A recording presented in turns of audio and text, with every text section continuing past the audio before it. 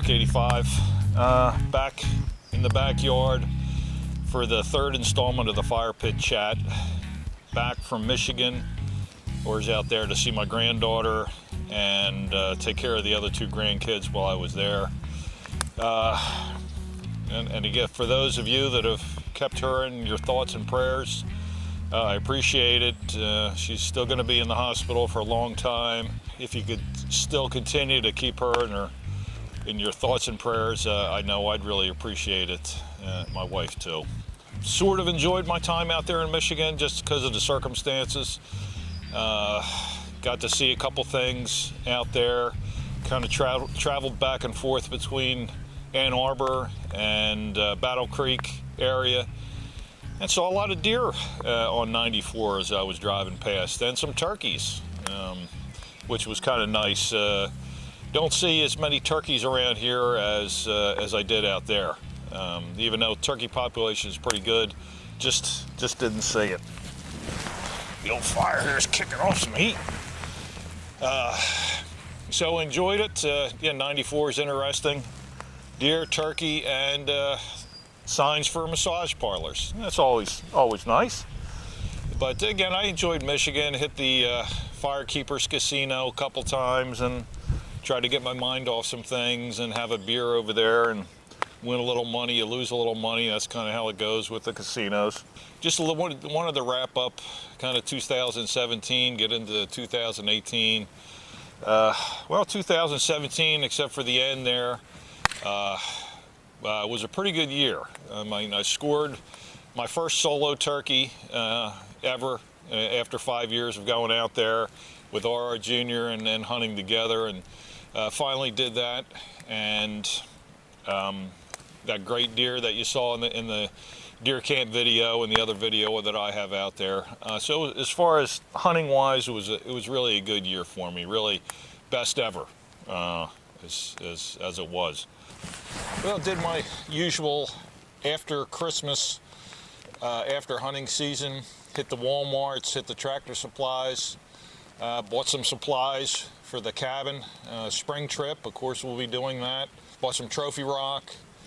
Bought another salt rock that actually has a rope running through it, and it's made for horses, but I'm going to go ahead and put it out there and try to attach it to the tree so a bear doesn't kind of mess those things up and roll those things away, which they have a tendency to do. So I'm going to just it was pretty cheap, so I decided to go ahead and get that. That was a Tractor Supply thing. A couple more minerals, Big and J, and I think Antler King, some minerals that I'm going to mix in with the trophy rock. And I haven't picked it up yet, but I'm going to definitely be using Lucky Buck again. Really had some success. Eric and I are running 2 pits up there. They really say 1 pit for every 40 acres is good, but we're surrounded by so many acres just because we have 2 pits on our property, which are nice and close to water. I don't think that's an issue whatsoever. So they're finding both of them, and deer one side of the property are hitting them, deer on the other side are hitting them, so we kind of have them spread out a little bit.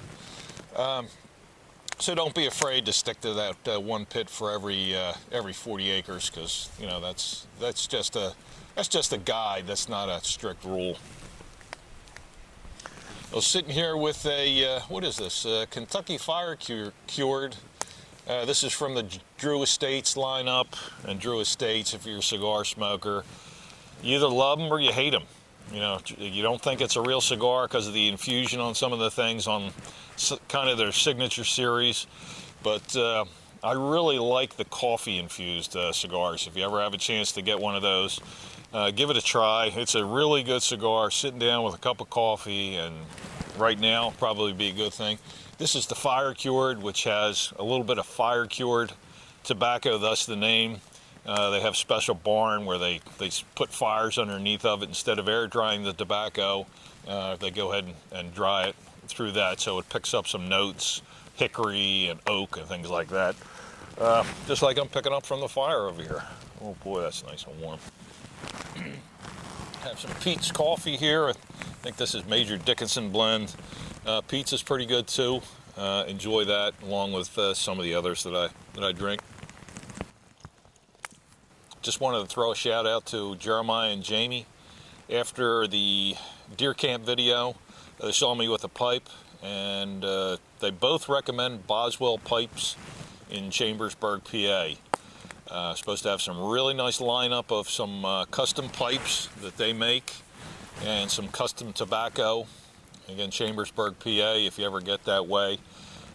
When you have two separate testimonials from two different people, don't know each other, two different states, and they say, hey, go to Boswell Pipes, that's usually a pretty good indication that it's a good place.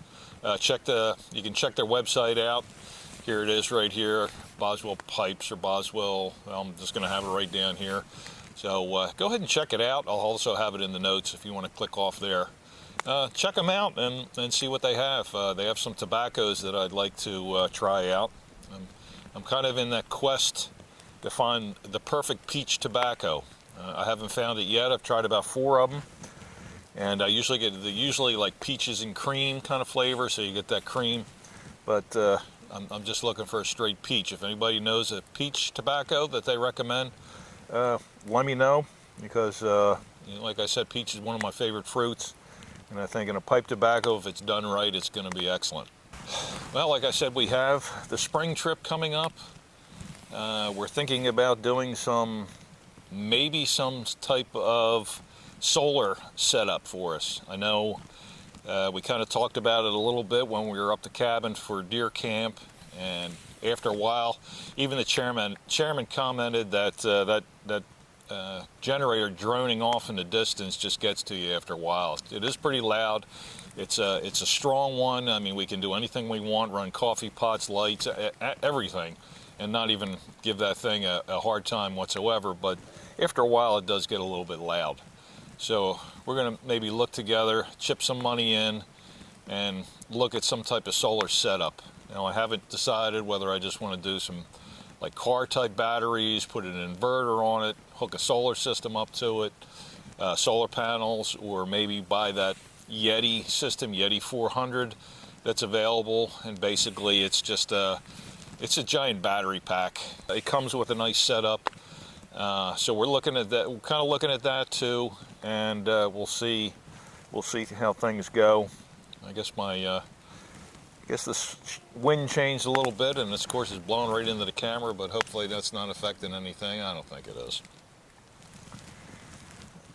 So that's what we're kind of looking for spring. Maybe set some type of solar system up so we can run the TV and charge our phones, things like that, without having to hear that generator constantly droning off in the background.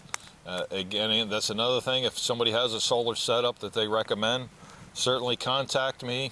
You can find my email on my homepage, and then the About, and you'll see it right there. So take a peek. If you need to send me a note, have any recommendations, or you just want to put it in the comments below, that's great too. So as you know, it's kind of award season, Hollywood award season, which it seems to me these days, it's almost every 2 weeks there's an award show, which is for a group of people that really try to, put themselves as woke, and how I don't know the words, how enlightened they are. You don't think that they would need somebody to constantly showering them with attention every minute of the day, but I guess who knows. So let's get into those all-star deers, the deer that the guys at the club got, and I actually got some photos from some of the guys from the YouTube channel that sent me. Said, hey, look at these, got some really outstanding deer, got deer of a lifetime, and they sent them to me, and absolutely happy to include them here. If you get one next year, certainly do that. Well, we'll start out with this early season 8-point, still in velvet. He took this first week of September, and thus the velvet in Kent County, Delaware. Let's take a look at another one.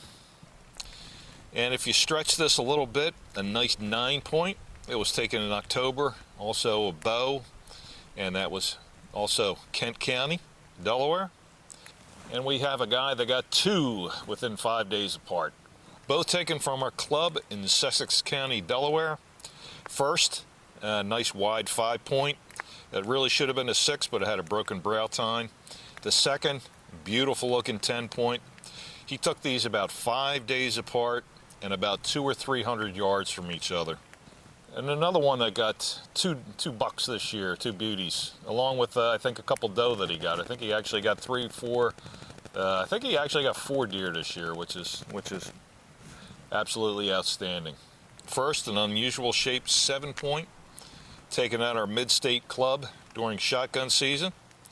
The second, a nice 8-point taken on another farm around central Delaware, Kent County, Delaware. And just want to give him an extra shout out for all the help he provided me when I got my deer this year. Really, true sportsman, and that's for sure. Just going the extra mile. Hey, here's a couple coming up from a father and son team out there in Ohio. Both name begins with a B. So we got Son B and Dad B, and it's 2 beauties coming up. Halloween afternoon, about 10 minutes before shooting light was over, he went ahead and started to lower his gear bag down. Just as the bag hit the ground, heard some crunching in a cornfield, looked up to see this beautiful buck walking in. Grabbed his bow, but realized his bow release, his arrow release, was still in the bag on the ground. Had to pull it up slowly and get that out. Some of that movement spooked the deer a little bit, but turned around, looked at him, broadside about 45 yards. The arrow hit him right behind the shoulder, and he ran about 20 yards and dropped in this picked cornfield. And Dad B, second day of Ohio gun season, hadn't seen anything the whole morning. About 10 o'clock or so, 5 does came running down a ditch about 60 yards out. He looked up and saw this buck was trailing them with his nose down and grunting. That really gets you excited when you hear that. 1 doe split off from the pack and came to about 9 yards from his stand. The buck had a little romance on his mind, but a 20 gauge Mossberg 500 shell changed that plan. He ran about 30 yards and dropped. Beautiful shot, great deer. Nice pictures too. I like how these deers were staged for the pictures. Great, beautiful. And here's one coming up from SX Prepper. You may want to check his YouTube channel out. He has some things on when the shit hits the fan video, preparedness. You may want to check that out. And he's going to start putting some hunting videos. So visit his channel and go ahead and subscribe. And as he puts some things out there, you surely won't miss him. From Grayson County, Kentucky, this buck was chasing a doe pretty hard by his stand, which is way up on a ridge. Most of the guys avoid that stand due to the terrain, the tough terrain to get to it, but it's become his favorite. Truly paid off for him when this buck came by. And you can see it's a little bit unique due to that black face, and it does also have a black spot on its belly. And our last one from Chad out there in Wisconsin. Chad, I don't know what the weather was, but you certainly persevered, and boy did it pay off. Let's take a look. Out there in, I think it's Vilas County, Wisconsin, or Vilas County, Wisconsin. And he was sitting for nearly 2 hours in the blowing snow, watching a few bucks and does meander around.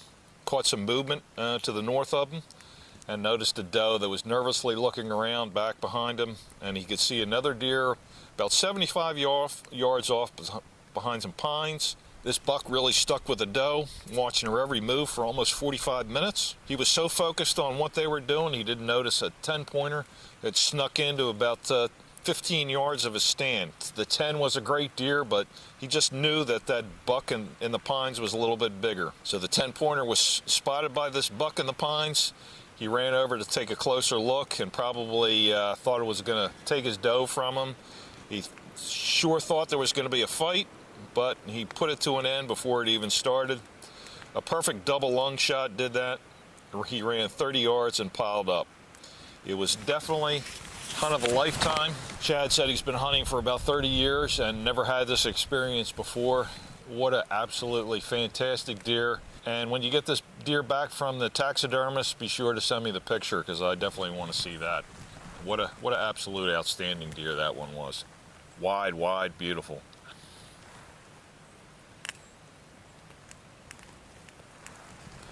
One of the things that makes just hunting, getting out there so great when you run into a situation like that, having deer around you for almost an hour, and then you get a chance to bag the buck of a lifetime. Absolute beauty. So I shall sit here a while. I'm going to enjoy my cigar. Not bad. I'd say it's not bad. Is it a great cigar? Yeah, I don't know if I'm going to go that far, say it's a great cigar, but it's not bad for sitting around a fire like this. Went with the cigar because a pipe, a little bit tough to keep lit as I'm BSing here. So just sit here, nice and warm next to the fire, have my coffee down there, and just think about some things again, some things I want to do this year, and again, thoughts and prayers for my granddaughter. So this is White Rook 85, and I'll catch you next time.